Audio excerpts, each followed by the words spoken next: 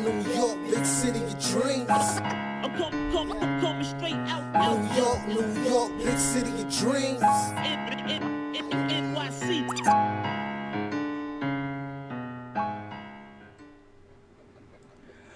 What's going on? This is J Eliis from Knick of Time Show here, give you that Knicks talk just in the nick of time. And it's time to review this season, man. This is the mid-season review. We're going to start looking at some of these Knicks players individually. You know, we had a better season than we thought we were going to have. You know, 19-18, sixth best in the East. We were only predicted to win like 22 to 23 wins in the season, but we are overachieving as of now, and the pace to win 37 games on the season. So, you know, to that gunshot to that, man. Shout out to Knicks Nation for sticking it through. They didn't like us. They doubted us, but we're here right now. We're in the mix of it. It looks like we're about to make the playoffs and the play-in, overachieving like no one thought we would, all right? So shout out to everybody in Knicks fan Nation who stood proud, stood tall, and endured all that BS from the Knicks media, all right? Let's get into it, though, all right? So you know what this is. I am, of course, J Eliis from the KOT Show. And I have with me today the man, the myth, the legend, the guy with the stats and the facts. Ryan G is in the building. Let's go. Damn right he's in this building. Let's go. Let's get to it, man. And we're gonna start off this breakdown. But you know, before we even start the breakdown, shout out to one of my writers, Ken, man, who just wrote a really good article overlooking the second part of the season. So definitely check out the nickoftimeshow.com and check out the latest article by Ken, who he really gives some nice insight on what's going to take for us to overachieve and how many games are tough and average, and comparing our games to the other teams who win the playoff race. Okay, so definitely check out Ken's work at the nickoftimeshow.com. So shout out to Ken and shout out to all my writers. You know what? Before we even get started, let's shout out to everybody in the chat. Let's just get to it. Start to everybody chat. So some guys was here early. Shout out to Mana said. Shout out to Derek Grant says salute J Eliis. Shout out to my guy Fritz Alessandro is holding us down. Shout out to Ken. I see you, Ken, in the chat. Shout out to Ken over here. You caught your shout out, man. That's my guy Ken at the Knick of Time Show. Shout out to you. Tell him Alejandro was here early, always commenting first. Shout out to you, my guy B-Sun07. Can I get on the show, J Eliis? Salute. We gotta talk, man. Maybe we'll see. We gotta talk about it. And shout out to Junior Karoma, who sends a super chat. Says Frank Hive, love the show. Knicks fam, salute to my boy J Eliis, homie. Shout out to you, Junior Karoma, man. Thank you for rocking with us for sure. All right. And shout out to you, Chump Lumps, and everybody watching. East Side, stand up, East Side. All right. Brooklyn, New York, and shout out to Biggie March 9th. My man died March 9th, so shout out to Biggie and rest in peace. All my Brooklyn heads, all right? And, yo, shout out to Nick Ader on Twitter as well, man. Rest in peace, bro, to your brother, bro, Nick Ader, all right? If you know who Nick Ader is, that's Nick's family, that's Knicks Nation Twitter family, so shout out to you. I know he's going through a rough time, but shout out to you, all right? Prayers up in the chat, all right? So, let's get this started. I want to start this show off talking about the guy that everybody was hating on last season. You know who it is. You know who it is, man. But this season, he got a little bit of respect. He made the Rising Star game. People was trying to get him out of here at the beginning of the season because he was missing a bunch of threes, but he started to make them. People want him traded for Bradley Beal, but no. We have to stand pat. We have to let this man grow. And I'm talking about my guy, RJ Barret, man. Ryan, tell me what you thought about RJ Barrett's season so far, man. I think he's had a good season so far. If you compare his stats from this season to last season, it's pretty much improvements across the board. Points per game, he's averaging 16.5 points per game this season. Last year, he had 14.3. Rebounds, he's rebounding more. 6 rebounds per game this season, 5 rebounds per game last season. Absolutely. He's shooting better. 44% from the field. Last season, he only shot 40%. He's also shooting better from three-point range as well. All across the board better. Hell yeah. Let's go, RJ. 35% this season, 32% this season. And with RJ, it's like, you know, with some players, you know, they usually, you know, work on a skill set, you know, and they're like, and then you see them like improve in like one area, but they don't improve in like, you know, several other areas. But RJ, you can see like there's like an improvement with his whole game. You know what I mean? Like, He's definitely shooting better in the mid range. He's shooting better from three. I feel like the game has slowed down for him. He's actually like surveying the court more, making more, doing more playmaking. Right. He's reading situations better. Like he's learning to know when to pass, when to shoot, when to drive to the basket, etc. So I think overall RJ is having a really good season. No, you're right about that. And they always reference these cleaning the glass stats all the time, Ryan, especially when we had that early show. We comparing RJ Barret to Jimmy Butler. And we was like, this is what he has to do to get to Jimmy Butler-esque level. He has to improve the mid-range. He's done that. Last season, according to Cleaning the Glass, he shot 18%. In the 18th percentile, the 18th percentile from the short mid-range. This year, 46th percentile. Long mid-range, he shot 23th percentile last year. This year, 45th percentile.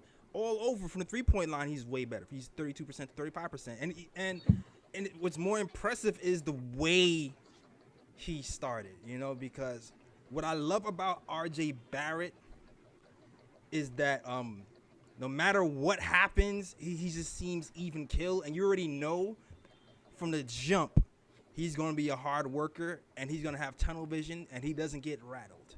And let's be honest. Let's be honest, Ryan. The start of the season was not kind for RJ Barret. He started not off, at all. Yeah, like he started off high. If we played the Pacers all year, it might have been one thing because he was lighting up the Pacers, like 11 to 15 from three, and especially in that first few games coming out the gate. Yeah. But as time went on, he missed 21 straight threes. For a game stretch, for like a few week stretch, and the fans turned on him. Yeah. But ever since then, he's been hitting at a 40% clip since January 1st, and people were like, "Oh well." People started to think even that was just a stretch, and it was going to taper off just because he had one or two bad games. But when you take a look back and you realize, like, wow, this is not the only thing he's improving on. His free throw has improved, and that's usually, I always say this, that's the first indicator that you're going to be a good shooter is that your free throw percentage improves. Facts. Right? And he's shooting around that 75 percentile from the free throw line. So he's been doing that. And once he starts to do that, you can start to see the rest of his game, his shooting game is starting to fill out. I also kind of believe that, believe it or not, I think Quickley being here, Ryan. Uh-huh. I think Quickley being here actually affected his game a little, like on the positive end. Okay. On the positive end, because if you notice, the way Quickley runs pick and rolls, he puts his body back into a player to gain some space, buys him some more time before he hits his floater. I started to notice that RJ started to do that. Yeah. Towards like the middle of the season. You know what I mean? Yeah. And even his stats around the rim in general have just gotten leaps and bounds better. Yeah, most definitely. And especially because that mid-range and that three-point shot opened him up to even going to the rim a little bit better. You know what I mean? Mm-hmm. Even his technique, man, he has a go-to move now. Like, he has his go-to move where he accelerates and swoops to the hoop and kind of goes under the defense and, has this, like, a little scoop shot. The shot that he almost missed, he missed the game winner on, you know what I mean? Yeah. Like, he's starting to even, develop some pet moves. On top of that, I'm starting to see his handle improve. That's something that we didn't like last year. Like, he's turning the ball over. His handle has improved a lot. His passing has improved as well. I do feel like it dipped a little bit. I do feel like he was doing a little more higher level reads in the beginning of the season. Where he was kind of like passing it to the three-point shooters on the side. Yeah. And towards the end, it started to just be more simple wraparound passes. So I do think he can improve on that level. But all in all around, RJ Barret has just been pause. RJ Barret has just been better in every single category, period. You know what I mean? Yeah, pretty much. I don't know if you have anything to add to that, but I mean, not really. Like I said, like overall game has improved. I mean, of course, there's areas where he could improve, like you said, but overall, like I've been impressed with this game, and I mean from here on, like I just see him going up. Like because I mean for him to take the jump for him to make the jump he made from the first season to the second season, that's a great sign that he has the potential to become an all-star player in the future. Nah, I agree with you there. Do you think is there anything you feel like he should be working on to improve on the second part of the season? Well, for me, it's kind of tough because my first choice would have been 3-point shooting, but it seems like he has turned the corner towards the late part of the second half of the season. So, I mean, to the late part of the first half of the season. So you would hope that he would continue that in the second half of the season. You know, I would say playmaking, but again, like towards the end of the first half, like it seemed like he was starting to get it. Right. So I would like him to continue with the playmaking. You know, continue to take his time, play at his pace, and you know, read the defense and just make the proper play. And his mid range has improved. I still feel like maybe he can improve a little bit more finishing at the basket, even though that has improved as well. Yeah, but I mean overall, like it's hard for me to really nitpick RJ Barret because he has made improvements in like pretty much almost everywhere. Like every single facet of his game, it seems like he has improved. Yeah, no, you're definitely right about that. And for me, for RJ, what I want to see from RJ, I think has more to do with the coach than RJ for me, because there's one thing I'll say about Fizz. I'm sorry to mention this guy right now, guys. The one thing I can say about Fizdale is Fizdale never really had a blueprint on how to get to the end, but he had the right idea. Like now that you think of like remember we all trashed Julius Randle for being a point forward. Last season, he's like he shouldn't be a point forward. He shouldn't be a point forward. Lo and behold, this season. He's starting to show some point forward abilities. Yeah. Last year, Fizdale had him, you know, tried RJ at point guard a little bit. And some people were like, well, he doesn't have the handle. He can pass a little bit, but I don't know. I think having more playmaking duties for RJ could be like the next step in his development to see if we can maximize his potential. Because we've seen flashes of it where he's throwing oops to Mitch, to Nerlens Noel. We've seen flashes of it when he's being trapped at the top of the three-point line. He's making the correct reads to, pass out of double teams to cutters. So the intuition is there. The passing is there. The skills are there. But for him to develop that side of his game, I do feel like the coaching has to push him that way. Yeah. You know? But, you know, that might involve pushing Elfrid Payton out. Oh! I ain't mad at that. It seems like no matter how you cut it, everything in Knicks Nation revolves around getting Payton out of here, getting him through the door. All roads lead to EP, man. Yo, it is crazy because when I'm looking at these stats too, I'm looking at like plus minus stats and all this other stats for the show. And EP, you know, he has one of the negative ratings in the plus minus stats. Like I'm looking at RJ, his offensive rating is 108, which is better than last year. Defensive rating is 106.7, which is better than last year, of course. Net rating 1.9, which is good. It's crazy looking at positive net ratings for these Knicks teams because for the last 3 years, when I be doing these shows and doing these player reviews, it's been nothing but negatives. It's always negatives. Every single year, there's negative. There's only one, and it's funny. The only zero net rating I've seen in these past few years has been Kyle O'Quinn. Kyle O'Quinn. Oh man, and he might be coming back. And he might be coming back, damn it.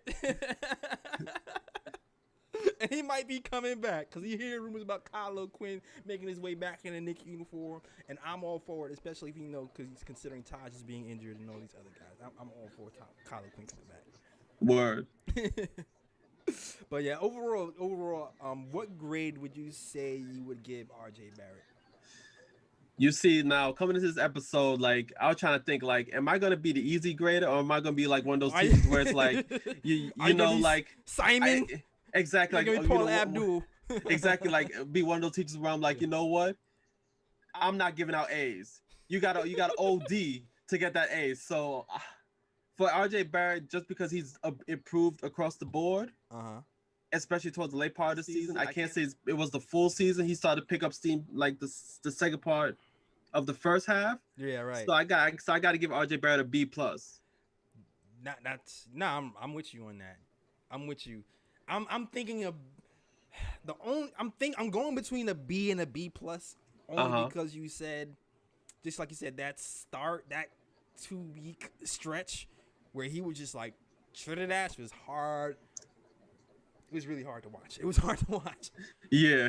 But that recovery was crazy. That recovery was really crazy. He started off around 20th percentile in three-point shooting, raised that 34th.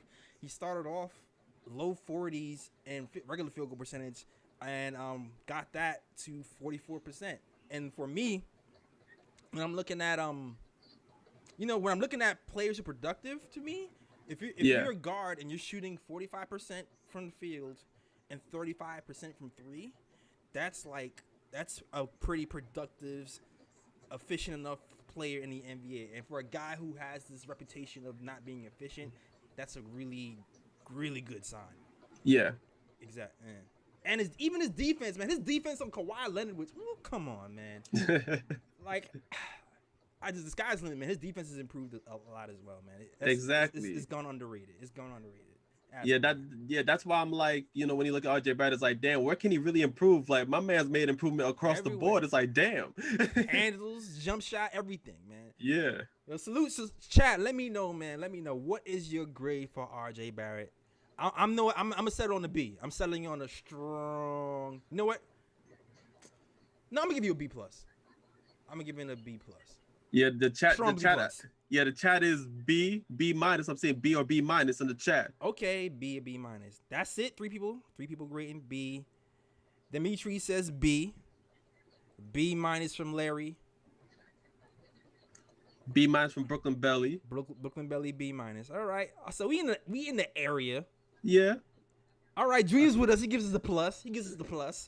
All right. We rocking with you, Junior. He rocking with us. Telemandro says B. SK says B or B plus. I'm with you. All right, so we in the ballpark. We in the ballpark. Oh, he got 1A. We got an A? Whoa. Okay, okay. That's the Paul Abdul. There we go. Yeah. Oh, Illa. Yo, shout out to Illa, man. Illa's from Canada, so he's going to show RJ love regardless. So he's grading on a scale, you know what I mean? Word. KOT equals Kyle O'Quinto. Yo, listen, I don't know, man. I don't know if you've been watching for KOT for a while, you know our love for Kyle O'Quinn is heavy. Yes. Especially Kathy. If you know especially Kathy. Yeah, that's our man's right there. That's our man's. If you know Kathy, you know she was excited that Kyle O'Quinn is coming back. Watch her come back to the show now just to talk about Kyle. Word. Big facts, yo. Come to the show too, man. We love you. You send the archives. You give you mad love on the show. Since 2015-16, we give you love. Word. Big facts. I liked you over Willie the whole time. Willie Horner Gomez. I wasn't feeling it. Man, I ain't even gonna comment on that. Yeah. I ain't even gonna comment on that. I was trying to wild Ryan up because that's Willie Horner Gomez is Ryan's man. That's yeah, he was my dude, but unfortunately he had to go. He wasn't playing defense and he had to be shipped. I mean, it is what it is. It is what it is. All right. Next man we gonna talk about is our center, man. Our center, Mitchell Robinson, who had kind of a weird start to this season, but he started to pick it up lately. Last game of the season, he got a double-double at halftime. I believe it was 18 points, 10 rebounds. Yeah. And it seemed like he was having a hell of a game. He was going to have an historic game for us. And then he got injured, Oh, and by the way, that $5 super chat was from Kane Marco. So shout out to Kane Marco. All right. So, Ryan, let me know what do you feel about Mitchell Robinson and his time with the New York Knicks? How did he perform? All right. Well, Mitch, I'm just gonna go through his stats right quick for this season. So if you check out his comparison from last season to this season, of course there's been some drops. Last season he averaged 9.7 points per game. This season he's averaging 8.4. Right. His blocks per game went down, 2 blocks per game last season to 1.5 this season. His rebounds have gone up, 7 rebounds last season to 8.4 rebounds this season. His field goal percentage went down, but I mean that's realistic because last season he broke the record for field goal percentage in a season. You know, so it's like so it's like you can't really expect him to replicate that. So I mean he's still shooting a decent 66% from the field. Offensive rating, of course, went down 144 to 131. Defensive rating, he has his best defensive rating this season, 105, and that's what I want to touch on because even though his stats aren't as good as last season, like you definitely see him affecting the game more defensively than he did the previous 2 seasons. Right. Even though he's not blocking more shots because, you know, like I feel like under Thibs, like his positioning is better on defense. You know, like and he's not fouling as often as well. You know, he's learning how to just keep his hands up. Right. Rather than just going for every block. Yeah. And I feel like overall, like Mitch has made an impact, you know, being the starting center on the Knicks. Now with Mitch, it's like, okay, even though he has, you know, shown improvement that doesn't show in the stats, he still needs to improve his screens. We all know this. Yes. We all know this. Screening with your knees. Exactly. Like, you know, like stand still, hold your position. Facts. Make sure you pick the guy off, pick the defender off, and then roll to the basket. Kenny Payne. If there's one thing, I love Mitch. I love you, Mitch. I love you again. I love what you're doing. The one thing I love about Noel that Mitch doesn't do is he just sets a real ass screen. He sets a real screen. He sets a man screen. Like I just want Mitch to get there. All right, go back to Ryan. Go continue. Yo, I was pretty much done because I was saying like the one thing I do want him to improve the one thing I do want him to improve in is screens. Like he definitely needs to learn how to set proper screens. And also, I don't know if I'm asking for too much because I don't know what the coaching staff really ask of him. I think they just ask him to be, you know, the basic big man, you know, guard the paint, right? You know, finish at the rim and things of that nature. But I would like to see him add at least a little mid-range jumper to his game. You know, at least, you know, hopefully the coaches give him the confidence to take that shot. Yeah. But, you know, overall, I'm like, you know, I think the main thing is the screens. Like, he definitely needs to improve, you know, the setting screens and things like that. It was interesting because he's improved on certain areas, but if you look at his net ratings, it's in the negative. It's like it's one of the 2 players in the starting 5 with a negative net rating, which is interesting. At a negative 0.3. Ryan? Can you guess the other player with a negative rating in the starting lineup? That's easy. Is it Elf on the Show? Oh my God! How did you know? and the funny thing is with this improved defense, especially in this last month, I've seen his defensive rating jump up in his last month, and even his net rating jumped up in the last month compared to the first 2 months. Like it's the obvious difference is the offense, right? Yeah. And shout out to Jay Boogie because Jay Boogie had a really good point. Because we don't see Lob City Mitch. We don't see him get as many lobs at the basket as he did last year. I don't know if it's because, you know, somebody might say, you know, it's because it's just maybe the personnel is different. But Jay Boogie said it was the coach. His feeling is he went from Fizz to Tibbs, and Fizz was more focused on the lobs, and Tibbs is more focused on, you know, the other things like the high posts and things like that. So that could be an indication that why his offensive rating is dropping this season from last season. It's the lack of touches, the lack of lobs, and the lack of easy baskets. And we also see him bob a lot of passes too. But maybe he's just not getting to the flow. Maybe it could be, yeah. So that's one thing, and that could be related to the point guard too, and even just the coaching, because it just seems like, you know, Tibbs is telling Elf to shoot more. Yeah. And Elf had problems finding that balance. Unlike Derrick Rose, who came in and immediately, seemed to pass a lot more than Elf did, even though I'm pretty sure he's giving him the same instruction. So maybe his feel for the game is off. But that's one thing. The second thing, though, is it seems like his attitude is turning around, man. At the beginning of the season, we hearing about, his professionalism isn't all the ways there. Tibbs was worried about like if he's going to take himself seriously. He didn't even know if he was going to start, and he took that starting job, which is he deserved at the beginning. Now, the way Nerlens Noel is playing now is like, man. I wonder what the starting lineup is going to look like when Mitch gets back, but he earned the starting job based on, the practices, the preseason games, and the season game. He was outplaying him, and it seemed like he was growing up. True that. And I mean, at the moment, too, like, if I'm Thibs, like when Mitch comes back, I'm putting him back as the starting center because, like I see Noel as a viable, backup center. So, I mean, to me, it's like, even though Noel's playing good, I don't think I would give up the starting spot, to Noel just yet. No, I agree with you.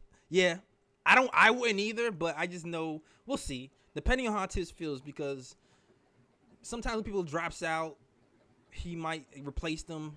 I don't know. I've seen that happen with Frank, so I'm not sure how he feels about Mitch in that regard. Yeah, true that. Especially because it just seems like Noel's been playing out of his mind lately, with the blocks being number 5 in the NBA. It's just something to watch, along other questions that are going to come around. Yeah. Now, when it comes to the shooting, all right, and again, if you follow the KAT show, you've heard us joke about Shan God Mitch shooting threes, putting people in the blender, doing all that stuff. We were hyping it up because we saw him practicing threes in the summer. We was like, yes, Mitch, yes. And I have to admit, I've cooled down on that a lot. Because I'm looking at his free throw percentage, it's just dropping like a stone. Yeah, it is. And you hear me talking about indicators, right? You heard me just mention RJ Barret saying, I feel like, in the middle of this slump, and y'all saw me say this on Knicks Fan TV, in the middle of his slump, I was saying, if you look at his free throw percentage, I feel like eventually it's going to come around because the form in the hand, like the hand-eye coordination, all that is there if the free throws are there. It's just going to be, game speed, getting your feet set, getting a feel for closeouts and things of that nature. But the basics are there, so I feel like it's going to turn around. And lo and behold, it did. Same thing when it came to Frank. I always said the free throw percentage is an indicator. Yeah. When it comes to Mitch Robinson, I thought he had a chance because at the end of his first season, he was shooting around 70% from the free throw line. And I was like, okay, there's something here. Maybe he'll be able to shoot. Since then, it steadily started to drop. And I thought maybe it'll improve this year, and it hasn't. So it's making me step back from my whole Sham God Mitch jokes that I like to pull. I mean, wait, hold up though. He could still be Sham God Mitch because that's handles. It's just that maybe it's true. Maybe you wouldn't make him shoot the ball, but that's still handles though. Now you're right. He can still hit with the cross, and then with the he can still hit him with that. You're right. Right. It's just a shot. Yeah, exactly. It's just a shot. Now I still do think that with his little handles that he's showing in the video, I still do think even if he's not shooting, I still think he could do like a dribble and go. You know what I mean? Yeah. Because at this point, people are not respecting his jump shot, and sometimes what you see people do, and you'll see Rondo do this, right? When Rondo has the ball, and people are like, oh, he's not a jump shooter. He'll just take a step back and then blow right by you and get to the rim. Yeah. And for Mitch, him being a center, I feel like if he can blow by that first center defender, it's a dunk. It's a layup right after that. Yeah. No one's going to stop him. Who's going to stop him? The point guard rotating? No, banging on your head. Like, yeah. You know what I'm saying? So even if it's not a jump shot for Mitch, it can be something else. It can be at least a dribble and drive, or maybe something around, maybe at least a short float or something to work on. Yeah. Grade for Mitch this year, man. Okay, Mitch. Woo. Mitch is hard. I might be a bit generous. I don't know. But if I have to go based on this season, I would have to give Mitch. I'm trying to think between B- and C+. Yeah, that's where I'm going to. It's like B, like he improved. Yeah. He's not fouling as much, but nothing has really been added to his offensive game. Yeah. So I don't really know. You know what? If it's a I'll give him a C. I'll give him a C+. Yeah. Yeah, I'll give him a C+. I'm rocking with a C+ too. 2 for 2 C+. Yeah. B-. That's like an 80. Yeah. Nah, C+. C+. But C+. The thing is that like the C+ I'm giving him is like a 79, 78. It's like you're almost at B-. Almost at a B-. You're but, right but, there. But you're in that C+ range at the moment. The right point guard. It's funny because the right point guard will probably get him to the B-. If he's getting more lobs and he's finishing at the rim, because you saw that at the rim stats drop dramatically last year from 87 percentile to the 47 percentile. That's a crazy dip, man. Yeah. That's crazy. Like no, that's insane. Word. Yeah, C+. Even if you don't have the right point guard, I still think something's going on there. Yeah. Something's going on there. You're not going up strong enough. Something's going on there where you're dropping 40% at the rim, even if a point guard's not setting you up for alley-oops per se. As a center, I think you should at least be finishing around the 50-something percentile. Yeah, exactly. I mean, 50-something percent at the rim, or 60-something percent at the rim, to be average. You know what I mean? Yeah. Yeah, C+. I'm settled C+ on Mitch. And the chat is kind of C+, B- with us. So we're in there. Eliis C+. Salute to the chat, man. If you're enjoying the breakdown so far, hit the thumbs up button there. Show us some love. Like and subscribe to the channel if you're feeling the content, man. I'm J Eliis, and this is my guy Ryan G. We usually do weekly recap shows. This is our first live recap show where we're gonna do picks, bruh picks, live, and all that stuff. This is the first time we're doing that. It's not an actual live game recap. So shout out for the people who love us. Shout out to the super chats. All the super chats, they help the stream out. They help the team out. It helps us fund things. So I'm not buying new Jordans. If I did buy something, it would be Hewings. Shout out to Hewings. If you want to sponsor us, shout out to you. But it does help the channel. So shout out to anybody who donates. We appreciate it. And yeah, thanks for showing us the love. And you know what too? Let's play some Bills real quick. All right. Salute. And shout out to the people supporting us, man, because we got numbers back from Manscaped. And it shows that you guys are supporting us. You know what I'm saying? So, yeah, it shows that you guys are clicking and that you're supporting us. You're supporting the channel. You're using the code KOT. So, respect to everybody who follows the KOT show and is rocking with us. Appreciate all you guys for real.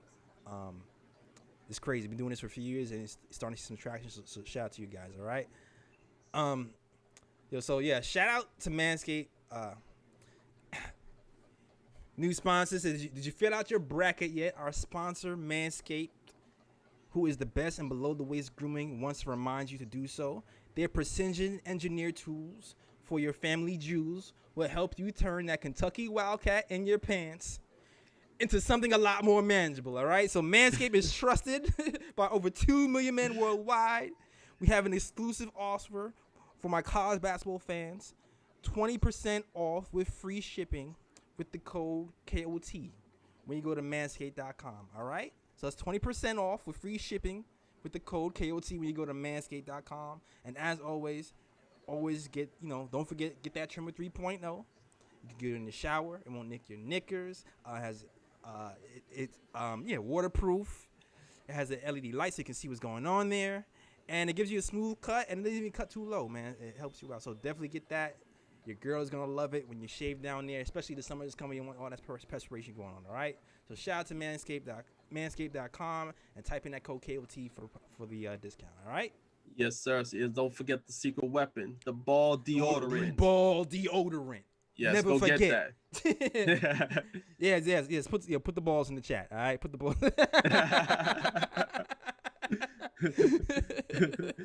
Hey, yo. Matter of fact, y'all should hear the original script that they gave J. Ellis. Oh, you to want me to read. read the original? Nah, I'm not reading the original. It was a bit wild. It was a bit wild. It was too far for journalists. I say some wild thing on this program. I was not reading whatever the hell they just set me, man. I rock with y'all, Manscaped. Y'all make good products. I'm not reading what the hell y'all just wrote. Yeah, I'm just gonna give y'all a hint though. If y'all are familiar with college basketball, after that Kentucky Wildcats line, he was supposed to fill it with to get it from a Kentucky Wildcat to a South Carolina. If you know the name of the team, then you get it. There you get it. Rhymes with socks. All right, rhymes with socks. I'll just say that. All right. Yo, Michael Parker. Yo, shout out to you, Mike, man. He sends a $10 super chat. Says salute to Knicks Nation. Shout out to you, Michael Parker, who's always really supportive of all the Knicks content, Knicks channel. Really cool dude. So shout out to you, Michael Parker. All right. So we talked about, you know what? Before I even go to the next subject, I gotta shout out the people in the chat. I always gotta shout people out, man. People give us so much love. So shout out to SK. Yes, super pause, dog. Super pause. Super pause, man. Super pause. Yo, shout out to Dripmore, Rich Jim, SK, Illo over here rocking with us, Frank Matos, Tell him Alejandro, Chump Chubs, Brooklyn Belly. Shout out to everybody in the chat who's rocking with the KOT show, man. And if you a hashtag new, let us know. Put a hashtag new in the chat so we can shout you out later, man. Don't do Yo, shout out Ari. I didn't even know Ari. Shout out to you, Ari, in the chat, man. Oh boy. Ari, don't talk about Frank. Frank is not on the docket today, so we're not. but he's coming though. He's coming. Don't worry, he's coming. We're gonna review Frank too. Frank is not on the docket today. Oh, you know what? There is a Frank mention later, though. I'll say that. There's a Frank mention later. Uh-oh. Stay tuned for that. That one's for you, Ari.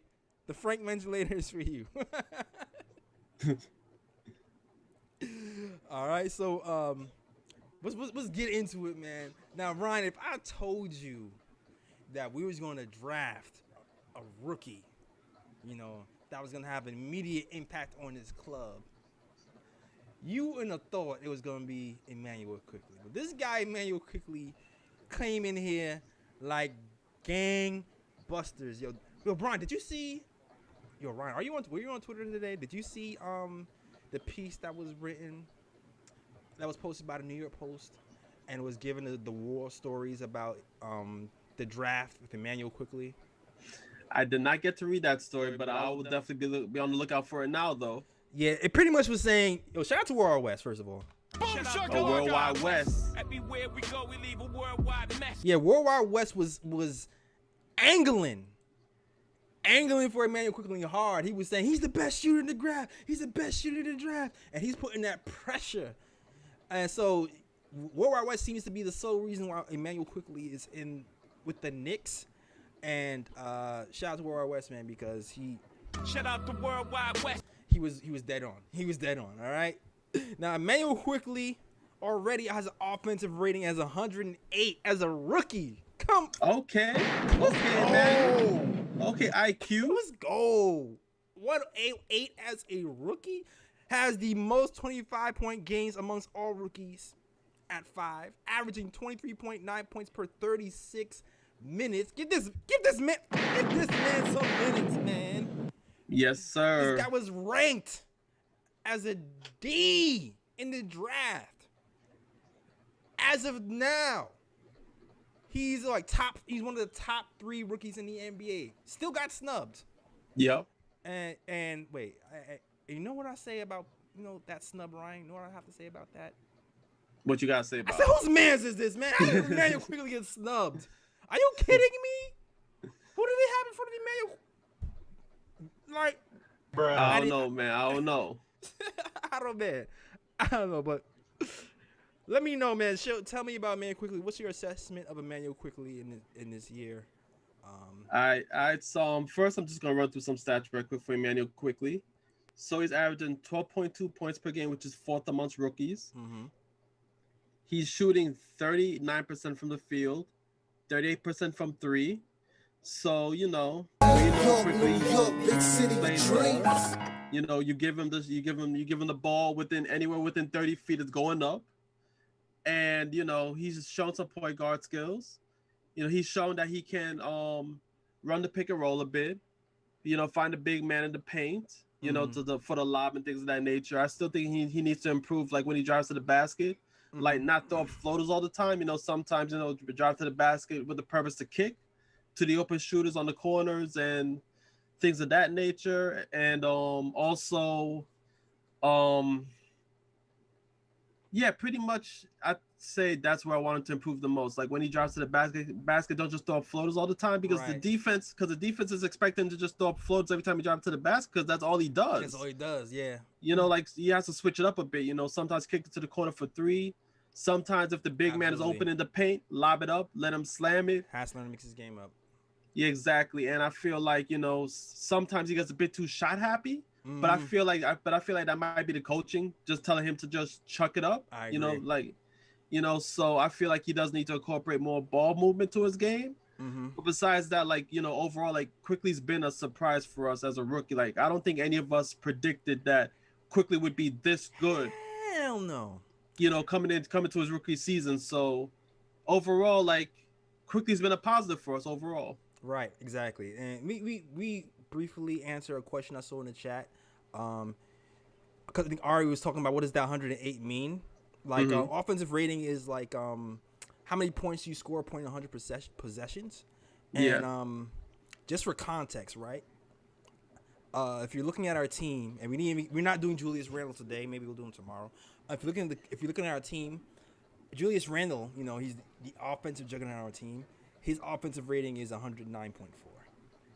To put it into context, so for and also to put it in context, I believe Frank's last year or year before, last few years was at, I think it was like 90 something.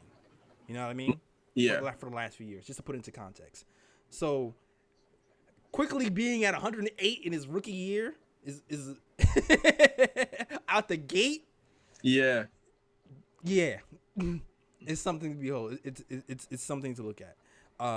And let me see. And, you know, let me give you RJ Barrett's offensive rating just for clarity. RJ Barrett right now, offensive rating is 108.7. To give you some more clarity on that, all right? So he's already on par with some of these starters when it comes to the offensive rating, all right? Which is why it's a big deal.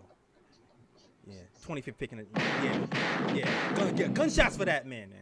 Yes, sir. Also, I forgot to mention he's second amongst rookies in PER. He used to be first, but the only reason he's not first no more is because LaMelo Ball's been balling, and LaMelo Ball surpassed him recently. Yeah, man. He's second. But he's second amongst rookies in PR as well. Yeah, LaMelo is real, man. LaMelo is absolutely real. You cannot sleep on that man. But it's not a word. I'm gonna let that off. Shout out to Super Chat. It says Josh Craig says, "What's up, fellas? Thoughts on moving from Lonzo for cheap? Also, Knicks to blame for Knox lack of development. Love to stream, fellas. You know what? We'll get to that later. We'll get to that later. So you don't mess the flow of the show. But I'll definitely get back to that, okay? But thank you, Joshua Craig, for the $10 super chat. All right. Now back to Immanuel Quickley's assessment. You kind of hit a lot of the points on the head already. I do feel like the shot happiness of Immanuel Quickley might be a little bit due to, it could be maybe a mixture of both, but I think a lot of it has to do with coaching. I think they want him to be aggressive. You know, he kind of likes attack guards. Elfrid Payton this year, he's at his lowest passing percentage of his career. Elfrid Payton. And Immanuel Quickley, as we saw in the first few parts of the season, we were like, oh, Immanuel Quickley, he was finding Kevin Knox for the corner threes. We saw him pick and rolling people. We saw him kind of mixing it up a little bit more in the beginning of the season. And I think the coach felt like he's being too tentative, and they told him to switch it up. And then I think the pendulum swung a little bit too far. You know, he has to kind of bring it back down. Even there was a game where he shot too much in the San Antonio Spurs game. Yeah. When we lost, he scored 26 points. I feel like the coaching staff told him again that, I think that you're shooting too much. And I think he tried to correct it the next game, and then he wasn't aggressive enough. Yeah. But he was passing more. So I still feel like he's trying to find his way between passing and shooting. People who say he's not a real point guard and he's more of a shooting guard, that could be true. I still feel like at this stage of his development, it's a little bit too early to tell. No, I'm just saying. I think at the moment he's a combo guard. Like you can play him either the 1 or the 2 at the moment. Mm-hmm. No, I agree with you. I agree with you. You can play him at the 1 or the 2 at the moment, but I think people are leaning more towards he's not a guard at all. Like some people are going that route. Like, he's just too shot happy. He stagnates the offense, which is true. But I still think it's time for him to learn how to balance between shooting and passing. We've seen flashes of that before. There was a game where I saw him, for the first time, make that pass to the shooter in the corner. Yeah. And I want to see more of that. And once he starts to do that, I think the sky's the limit for him. Even his defense, man, like, I know he does get bullied by bigger guards, but I do feel like his team defense seems to be good at times as well. Especially when I see him, with Taj and Frank and those guys. Like, it seemed like definitely. He had some pretty good chemistry with those guys on the defensive end.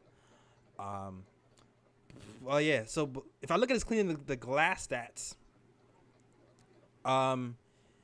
let's see. If I look at his stats real quick,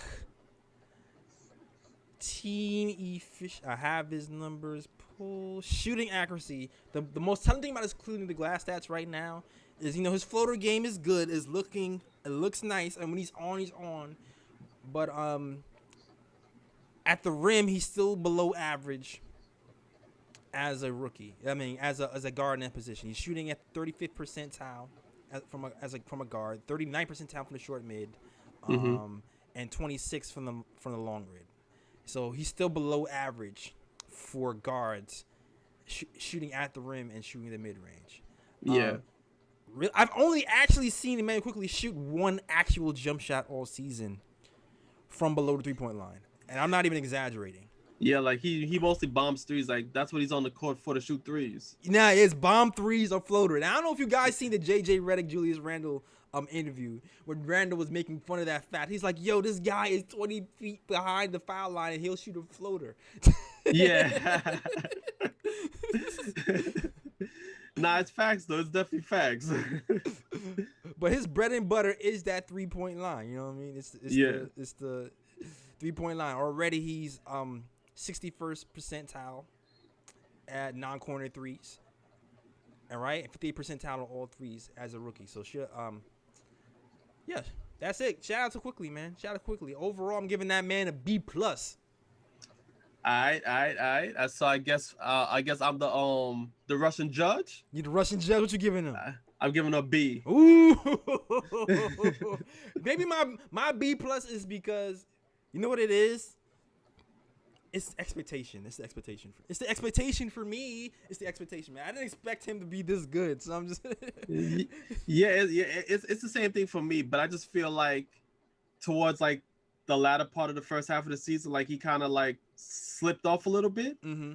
So that's the reason why I'm giving him the B. Like if he maintained his good start, that would have been like B+, maybe possibly A- just due to the surprise factor. But since he kind of tailed off towards the end of the first half, I'm like B. Right. No, you're absolutely right. Yeah, you're absolutely right. And to Ari's point, he's shooting like 95% from three. I mean, from the free throw line. Yeah. I saw a record. I'm gonna mess it up. I know someone in the chat is gonna probably correct me. There's a record that says he's hit the most free throws out of 100 for any rookie over the last 20 years. I believe that was the stat. I mean, come on, like you shoot 94% from free throw line. Like, come on, man. Yeah, like that's crazy. It's crazy. It's crazy because when I'm looking at these numbers, it's like, okay, he's not shooting well from the mid range. Like, I'm not even worried. I already know once he gets settled to this game, figures out spacing, the speed of the game, how far he has to be to get a shot off, things of that nature, I already know that part of his game is going to be good. Of course. And he's already drawing fouls at some crazy, ridiculous rate as a rookie. So, he just has the potential to be like a real, like, a Dame-like player, man. If you ever figure out the point guard position for real, yeah, just his ability to spread the floor, be able to shoot the deep three is going to open up so much things for us, especially if Randall is still playing a level he is, especially if we're able to add another complementary piece to, supplement what Bullock isn't giving us. Yeah. Like, it's going to, if he ever really reaches his potential, that's going to be a weapon. Not for real. Like, the only thing he needs to do is that he just needs to mix up his game. That's pretty much it. Because at the moment, all Immanuel Quickley is 3-pointer, floater. Yeah. 3-pointer, floater. If he learns how to incorporate a mid-range game, learns to take a pull-up jumper, when he drives to the basket, learns how to kick it out to the open shooter, throw more lobs to the big man. If he draws the defender, he's gonna be unstoppable. Yo, the party I'm gonna have, what? I'm hyped, though. I'm gonna be so hyped if he gets that off. Word. Like, it's funny we talk all these crazy trade scenarios. I'm not putting IQ in nothing, man. I feel like he's low key like he's one of those pieces that he's just so important right now. And you usually feel that way about rookies. You're like, no, don't let him go. It's too soon. But I really feel that way about IQ. Like, really. Yeah, that's a possible diamond in the rough right there. Seriously, a diamond in the rough, man. Diamond in the rough. And we have to get to the next player. Almost wrapping up this player reviews for today. Tomorrow we're gonna do another one. Salute to the chat though, everybody in the chat. I see some B's. This one is a little B plus, Ari B plus. All right, Junior Coroma got the A minus going. Let's go. I'm not playing. All right, A minus. Okay. Yeah, A minus, man. Expectation for him too as well. Okay, Quickley seems like he's running the gamut. He's running from B to A minus, man. We're all over by man Quickley, man. Word. And if it wasn't for Derrick Rose here, I would still be wanting him. I still would be saying start Quickley, if Derrick Rose wasn't here, for sure. to this day, start Quickley to this day. Word. All right. Yo, shout out to the chat, man. Hashtag new if you're in here, man. I hope you're enjoying the show. If you're loving the content, please subscribe to the channel. We're gonna be doing another play review, probably tomorrow. I don't even know if Ryan's available. If he is, I hope I'll have him.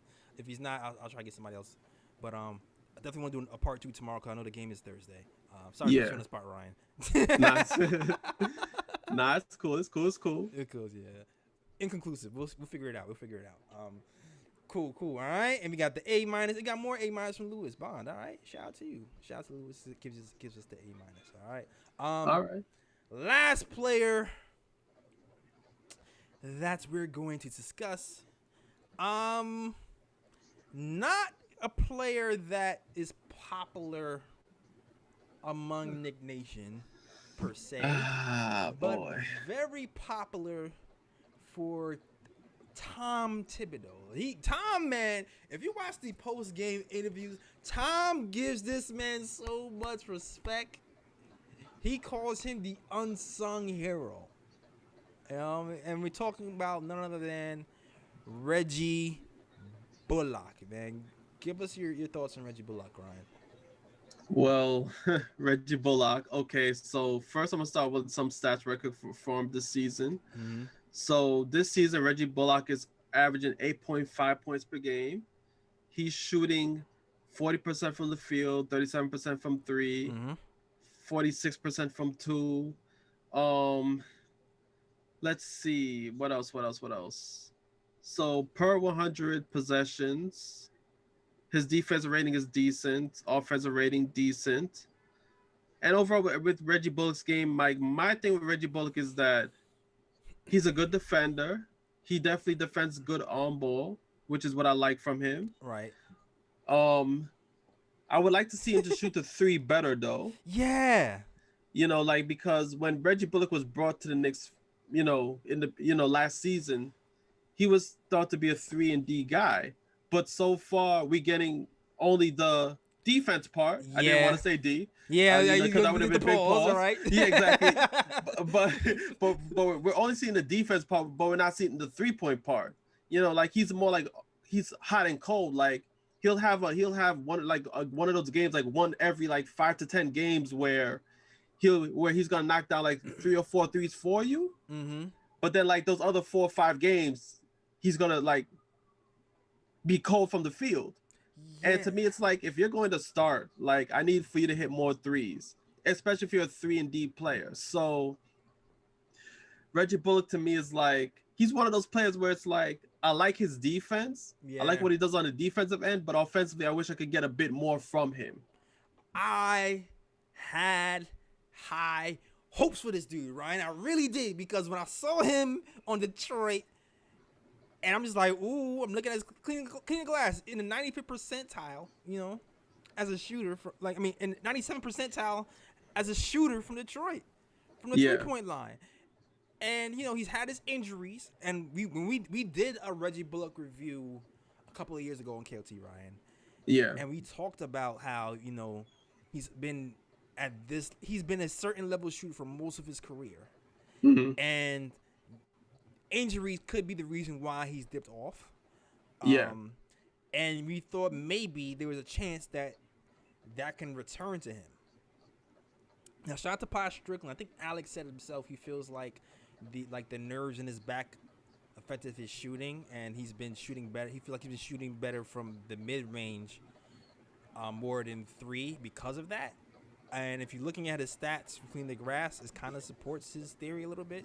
82% from the short mid-range, 78% from all mid for him. But when you look at the 3, he's average. He's average, 37% from 3, right? Around 37% from 3. And the crazy part is he's gotten better. He has. Yeah, he's gotten better over the latter part of the season, because the Knicks were in the bottom of the league in 3-point shooting percentage. Towards the last few weeks, we've risen to 13th. 13th in the NBA as far as percentage in 3-point percentage. You know, we don't shoot them a lot, but we started to make them more. And that has a lot to do with RJ Barret, Julius Randle, and Reggie Bullock all raising their 3-point percentages around the same time. So part of me was like, all right, is he turning the corner? Is he starting to get back? But then he'll go a game where he just doesn't, you know, he'll start off hot in the first 2 quarters, and then that third or fourth, he just disappears. He just disappears. Yeah. And I'm just putting in Alec Burks, man. Put in somebody who can hit a 3 in the 4th quarter, because you're killing the Smalls. I can't. And I don't know what to make of him, man. I just don't know. Like, if we can get, if we can trade, go ahead. No, all I'm saying is that, like, it's Bullock is one of those, like, players that's like an enigma for me. It's like, I like what he provides on defense, because he definitely shows effort on defense. He definitely can guard his man really well on defense. Right. But then it's like offensively, I'm like, yo, I thought you were a 3-point shooter. Like, where's the 3-point shot? I thought you was a 3-point shoot. Like, dude, okay. And like I said, I was doing I'm doing a lot of research for these episodes, right, guys? Because I like to do research for these breakdown episodes, recap episodes. We mainly got Reggie Bullock here to be a spot-up shooter. Julius Randle is shooting in the 67th percentile as a spot-up shooter, but Bullock is in the 59th percentile. And not to say, I mean, it's not terrible, but it's not, you know, great. It's like, we brought you here to be the spot-up shooter in the starter lineup, and he's not giving us that. But no, the stretch forward, Julius Randle is doing that for us. So it's a weird situation. It's a weird situation. Yes. Like, I'm scared to move him a little bit. I'm not scared to move him, but I do like the chemistry that him and Julius have, because it seems like they're starting to work together better. You know, when they double Julius, he's starting to Bullock is starting to relocate to the open spots, and Julius Randle is instinctively passing the ball in the open spots on a consistent basis, and it's kind of like automatic at this point. And it's like, man, it's one of those things where it just playing together, that chemistry that I know we're going to be before you be there. That's like something that you love from this team. Mm-hmm. But he's doing everything right, but hit the damn shot. Yeah, exactly. Hit the damn shot, Reggie, man. Just hit the damn shot, man. For real. Stop falling under pressure at the end of the game. How many turnovers do you have at the end of the game with the game on the line, man?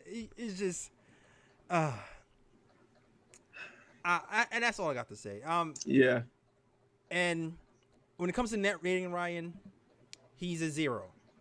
He's a 0. So he's not negative. He's not positive. He's a 0. It's better than negative. That's all. Better than negative. It's better than negative. Yeah, I'll take it at this point. I'll take it at this point. You know what I mean? But if there's somebody, if there's somebody who might be moved, I wouldn't mind being moved. For at this trade deadline, it probably would be Reggie Bullock. What would it take to upgrade something? I don't know. But if we can get a better shooter, decent defender at that position, I'm all for it. All right? Yeah. Shout out to Danny Thomas, who sent us a super chat, who says, with Bullock, I think the neck injury has to do with his shooting form. I think he's a rotation player, not a starter. I agree. I definitely agree. Just the fact, rotation players, right, Ryan? And money chat, those are the players who can give you 15 to 20 good productive minutes. Yeah. When you're a starter, you could sustain that for 30 minutes or so, right? And if you think about it, those are our complaints. Like he's hitting his shots and being really good for first 2 quarters, and he just disappears. In the fourth. In the third and fourth, yeah. Especially the fourth. So yeah. Rotation player. Really good rotation player. Yeah, pretty much. If we get a legit shooter, maybe you can cut his minutes down, he'll be, he'll fit his more role effective. A lot better. Yeah. All right. So salute to the chat, man. Yo, check this out, fam. We about to do something we've never done before. I'm gonna see if this works out. All right. So same time, if you were part of if you follow the KT show, you follow us for a while. We do our ooh picks and our bro picks. It's the first time we're gonna try it live. We're gonna see how it goes. All right. Yes. Oh yeah, you gotta give the rating though. The rating. The grade. The yes, rating. For Bullock, My bad, yes. Ryan. What is your rating for Reggie Bullock? Well, for me, I can't give him higher than Mitch, so I'd have to give him a C. I'm gonna give him a C plus. Okay, I'm gonna give him a C plus. I'm gonna kind of give him on par with Mitch a little bit, but he produces a little bit more offensively than Mitch, but gives you the defense. You know what I mean? So I'm gonna say C plus as well. I saw a question in the chat that was relevant to this conversation. Who says, "Is Reggie Bullock a good team defender or a good individual defender?" I think he's got a little bit of both. I think both. Yeah, I think he's both. Yeah. Yeah, he's both. Because I've heard stories of And here's the thing about Reggie Bullock, man. We all wanted Reggie Bullock out the starting lineup. Remember that? Remember that, Ryan, at the beginning of the season? We wanted Alec Burks to start for Reggie Bullock because he was more consistent from 3. Yeah. What happened when that happened? We started to lose. Yeah. We started to lose. Pretty much. The chemistry was off. Burks was shooting a little bit too much for that starting lineup. The defense slacked a little bit. And it just seemed like Reggie Bullock just worked better with the first unit. Yeah. And I think a lot has to do with his defense and his team defense. And I think I've heard in interviews that he actually talks on defense as well. There was this sequence where last week or 2 weeks ago, Frank had like a game-winning or game-sealing steal. Yeah. I saw a breakdown of that play from Twitter somewhere. I forgot who it was. I wish I would give him the credit if I remember. And he was saying that even though Frank got the glory for that play because he physically got the steal, if you looked at the tape, Reggie Bullock was directing traffic. Okay. And he dropped back to one of Frank's man, and told Frank to stay up and stay there, which caused the steal. You know what I mean? Okay. All right. So I think, he's a guy, he's going to talk on the defensive end, and he does the intangibles that Tom love so much that produces winning. The stuff that we can't see, the stuff we don't see when you're watching the game full speed without hearing the sound and the players talk. You know what I mean? Yeah. You know what? Since you told me that, I may be inclined to give him a C+ now. now that you told me that, I'm inclined to give him a C+. Yeah. New info gives you new insight. New info gives you new insight. Shout out to my fake cousin Winston Ellis, man, in the chat. I always got to salute you every time I see you, bro. Yeah, thanks for the support. All right. Yes. All right. Okay, let's get it now. Let's see. Hold on. I gotta do this. I gotta do this correctly. All right.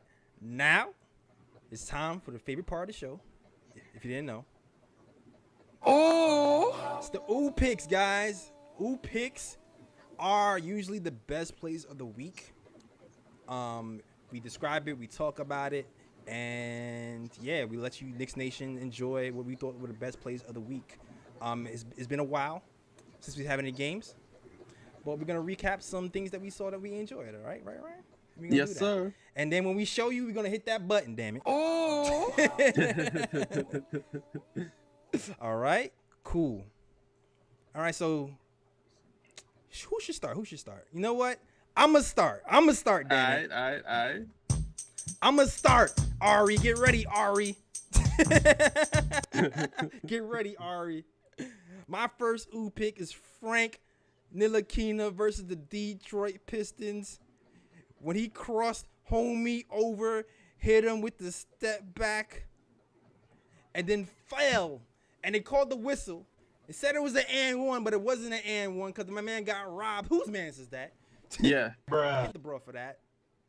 But don't know how that wasn't a foul. That, huh? No, I'm saying I just don't know how that wasn't a foul. Yeah, I don't know how you look at that tape and say that wasn't a foul. Who's man is that, man? I don't understand it. I don't understand it. But my Ooh pick is the Frank Ntilikina step back in your eye, Jay. Should have been his first 4-point play of his career, but it wasn't. But that's my Ooh pick. All right? Yes. All right. Ryan. All right. So I got two Ooh picks. You got two Ooh picks. Let's go, Ryan. Give me a Ooh. My first Ooh pick is from the Knicks and Pistons game. Okay. All right. So Plumlee thought that he had a wide open dunk. Mm-hmm. My guy went through the lane wide open, went up for the dunk, but he didn't see Julius Randle in the back. Julius Randle slapped his shot against the backboard. Mm-hmm. Elfrid Payton picked it up. Saw RJ Barret running towards the basket on the other end. Payton threw up the pass. RJ Barret caught it and finished with a one-handed dunk at the other end. All right. Shout out to that Ooh. And it's crazy because you don't really see Randle blocking that many shots. Yeah. So to see that is like an extra, like, okay, Randle. Y'all thought it was all the offense over here. People say, oh, he shouldn't be picked for the All-Star game because he only plays offense and not defense. Nah. Randle is playing defense this year. And when we do the Randle breakdown, you're going to see. Yes, sir. Plays, all right? All right, cool. So for those of you who's new to the KOT show, those are called the Ooh picks. All right? Yes.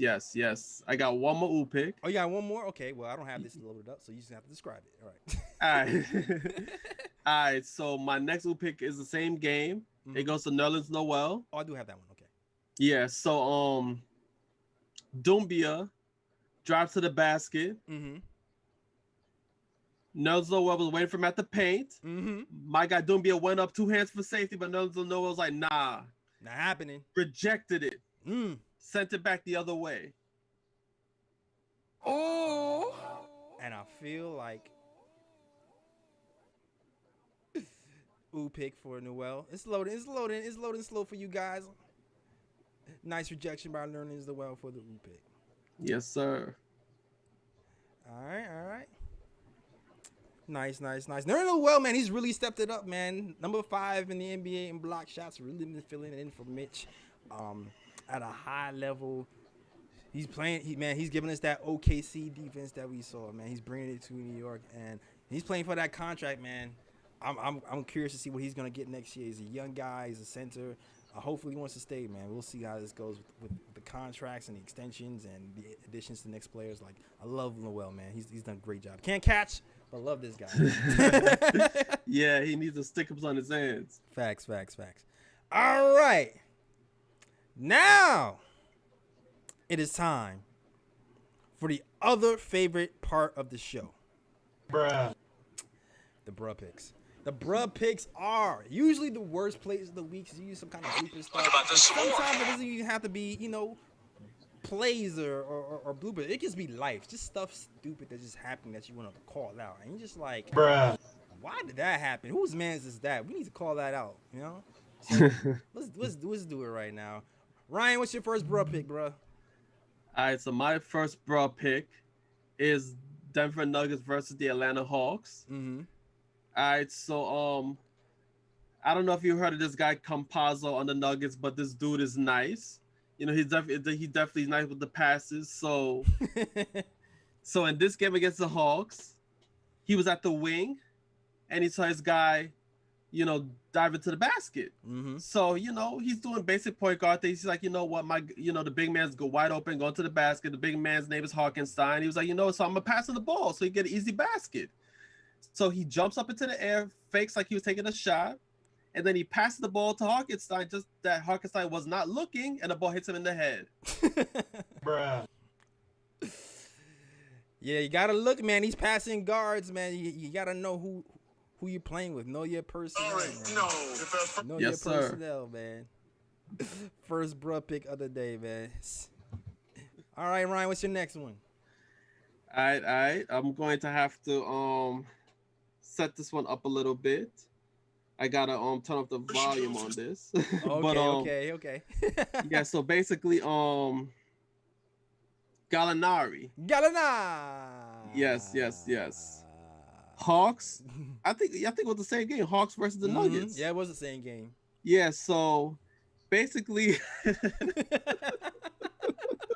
so Gallinari, right? So he shoots the ball at the 3, I believe. And now let me see. So first he shoots the ball at the 3. He pump fakes. Bruh. The guy held his hands up. He pump fakes.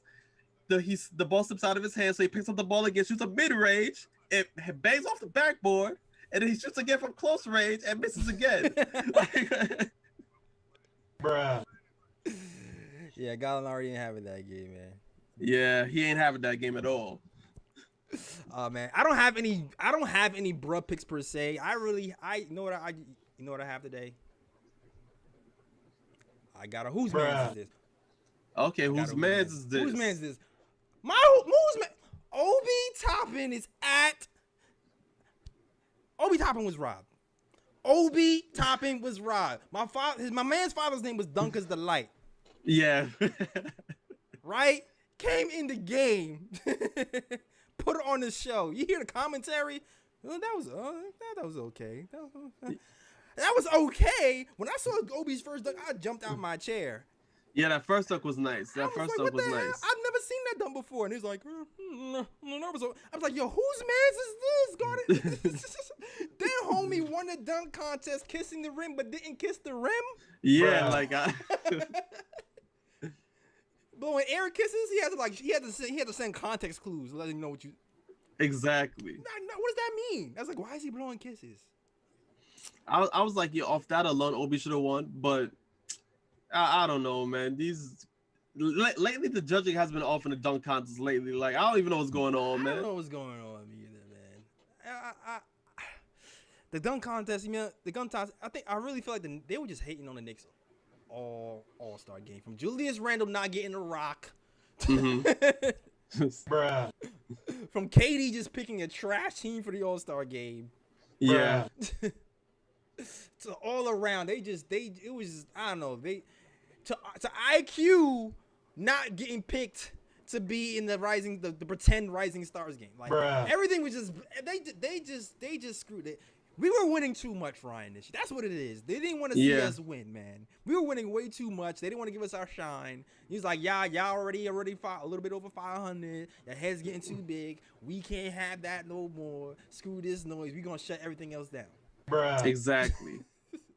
It is what it is, man. It is what it is. All right, that's our first attempt at Bruh Pigs Live. A little, you get the kinks out. All right. Yeah. Tell us what you think of the picks. Yay, nay, whatever. Usually, this is the part of the show we wrap it up. But I do remember that we got a super chat at the beginning of the show that wanted to discuss something, all right? So shout out to Joshua Craig. I don't know if you're still here, Joshua, but shout out to you in your super chat. Oh, somebody said Kenny's still salty. Yo, whose man's is this to Kenny? You abandoned. I'm sorry. You abandoned New York. Man. Don't take the 7 train again, man. You can't come to Cleveland. Man, like, I can't believe you. Really turned on New York and Ovi. Like, I love Kenny, but Kenny, that wasn't it. That wasn't Kenny. I'm sorry. Nah, not at all. I'm sorry. All right, back to basketball. Back to these. Shout out to Joshua Craig. I don't know if you're still here, Joshua, but he sent a $10 super chat. He said, "What up, fellas? Thoughts on moving for Lonzo for cheap? Also, are Knicks to blame for Knox's lack of development? Love the stream, fellas." All right. Yeah, that's an interesting question. I've always said I'm a Lonzo fan. Like, I wouldn't mind the Knicks moving for Lonzo or signing Lonzo in free agency if possible. Mm-hmm. He's a solid point guard. His 3-point shooting has gotten better, throughout the season. He has great court vision. He plays within the offense. He plays good defense. So, Lonzo would be like the type of point guard I would want in a Knicks uniform. So, on that now if the Knicks are what was the second part? If the Knicks are responsible for Knox's lack of development? Yes. Here's my thing. Like, Knox, yes, the Knicks are responsible for his lack of development. But I feel like at the same time, he has to prove that he deserves to play. Like, for example, I know a lot of people don't like this guy in Knicks Nation, but say, for example, Frank Ntilikina. Who? Frank Ntilikina.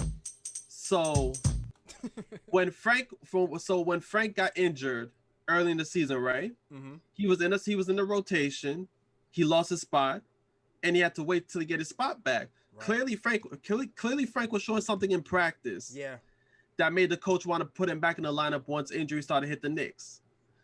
And then once Frank got back into the lineup, Frank has showed that he deserves to be in the rotation due to his play. Played good defense, was knocking down some threes. Mm-hmm.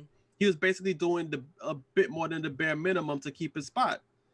Knox, on the other hand, like I've said in other previous shows, Knox, the last 8 games before Knox got benched, he was scoring like barely 6 points a game. 6. Some games he scored 6. Some games he scored 0. Some games he scored 4. Right. And I'm like, if you're not going to make that impact on the defensive end and not produce offensively, which Knox's strength should be offense, you know what I'm saying? Yeah. Then it's like he can't continue to sacrifice time to give Knox to play when Knox isn't producing the way he wants Knox to produce. And there has to come a point in time where you have to hold these rookies accountable. I mean, these young players accountable.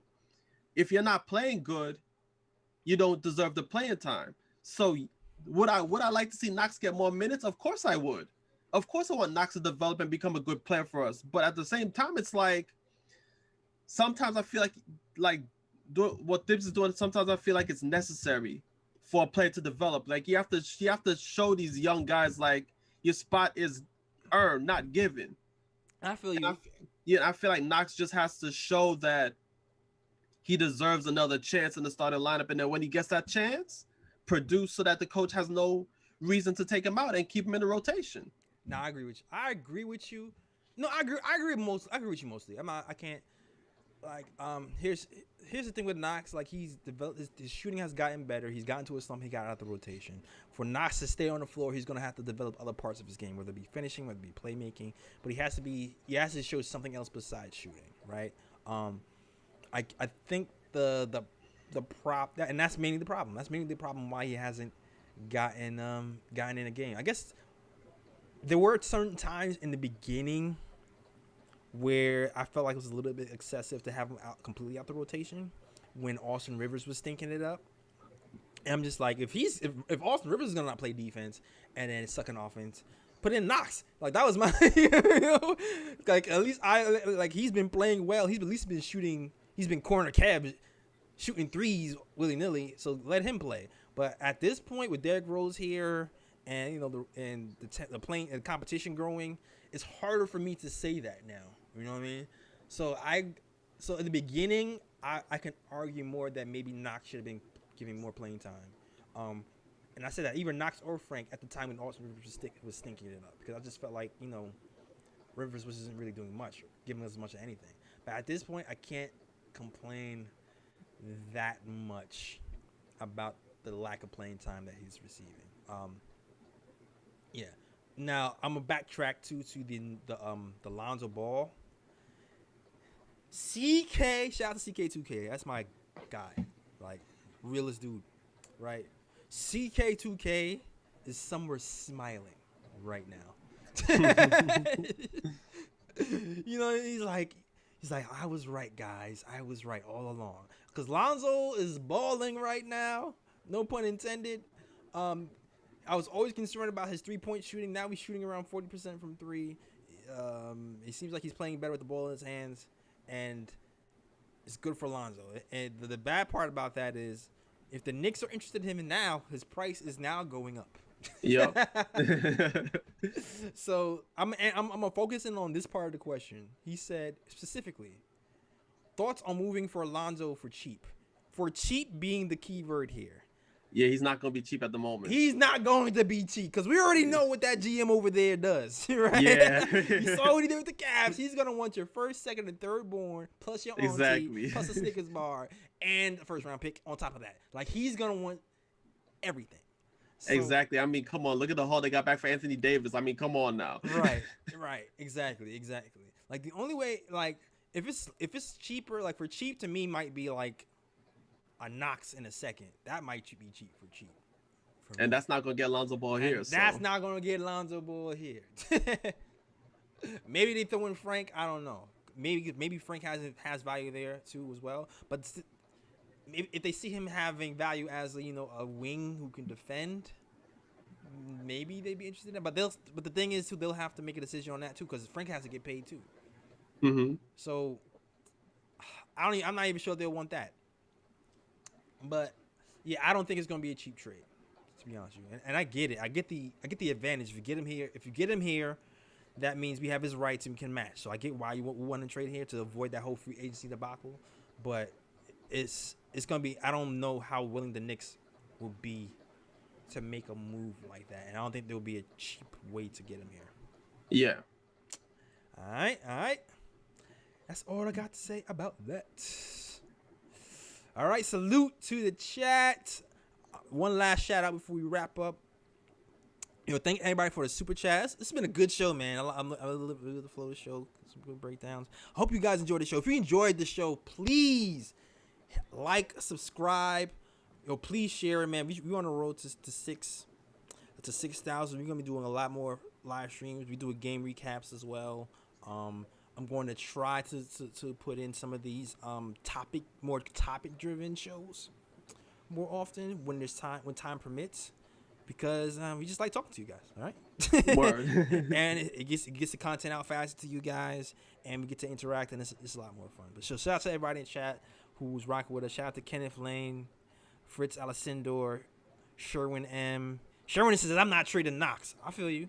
There's some people feel like that. Like they feel like he's long and the potential is there. So he's young, so we don't know. Yeah. Julius Randle. Oh, go ahead. No, I was just saying Sherman was here like defending Knox like crazy though. Yeah, Sherman. I know. Oh, Sherman. I know Sherman. Sherman. He defends Knox. He defends. Peyton is his guy too. He's an Elfrid Payton fan. Even though I disagree with him about Frank being spoon fed, I don't know about that. Frank being spoon fed. That I don't agree with. I don't know about that. He's played like 3 minutes this game. Like, Yeah, that's what I'm saying. I don't know about I don't know about Frank being spoon fed, but I'll rock with him with him defending Knox in all of the categories. But Frank being spoon fed, I don't think so. I don't think so. That's more of a that's more of a fan thing than a NBA thing. I think the fans like him, so they feel like the perception is he's spoon fed. But as far as him being on the Knicks, he hasn't been spoon fed on the actual teams. Nah. But I'll say that. Yeah, I mean players that have been spoon fed are more like Alfred Payton and players like that because it don't matter. It don't matter what they do. Like they're gonna start. You still starting. Yeah, that's what I'm saying. And he worked his way. He worked his way to be almost competent offensive player. Almost with a negative net rating. But we won't talk about that. Maybe we'll talk about that next one. All right. But shout out to the chat, man. Shout out to my guy Greg Castillo. He wanted me to be in the 3-point contest. Shout out to you. Shout out to SK, M Santos, Nick him up, Rich Kim, Tell him Alejandro. Tell him Alejandro's been here the whole show. Shout out to you, man. Been here the whole show. Start up in it. Shout out to you. My cousin Winston Ellis, Chump Plumps 1. Everybody, man. Shout out to everybody who rocked with the KOT show, who enjoyed the stream. If you liked the stream, if you liked the show, if you liked the content, please like, subscribe, share, tell all your friends. We're doing research, we do breakdowns, and we try to do our best to entertain you and give you some stats and facts at the same time. All right. Yep. All right. Yes. Yep. So that is our show, man. Anything else you want to say? I mean, I'm good. I mean, the only thing that's left for me to say is my where you can find me on Instagram and Twitter. That's about it. Okay. All right. Cool. All right, cool. Well, you can find me. You can find me on on the grams, on Instagram at JLS Draws Things if you want to, because I draw things. Designed this set, designed the hats, designed the Knicks Fan TV's screens and stuff over there, merch, all that stuff. One man band. That's what we do. All right. Also, follow us on the KOT show on Twitter. Follow us on the Nick of Time show on Instagram. And also follow us on the blog, man. Shout out to nicktimeshow.com. We have some great writers over there, so definitely follow us. And you can get the merch there as well, the KOT hats. Also some other merch as well, some tees. We got some Whose Mans Is This tees over there if you want to get a copy of Who Mans Is This tees. And other merch for you to rock, all right? All right. Now, where can they find you, sir? You'll find me on Instagram at Sir G is chilling. Sir G is chilling. That's SIR, G is CHILLIN. You can find me on Twitter at RyanGKOT. All right. Yes. And also, I also want to shout out the chat as well. Thank you for supporting us. Thank you for rocking with us. And I also want to shout out Ari because I see him in the chat, shouting me out sometimes. And anybody else that shouted me out, big up. And yes, Ari, this show was definitely J Ellis with the stats and the facts. I had to take a back seat today. So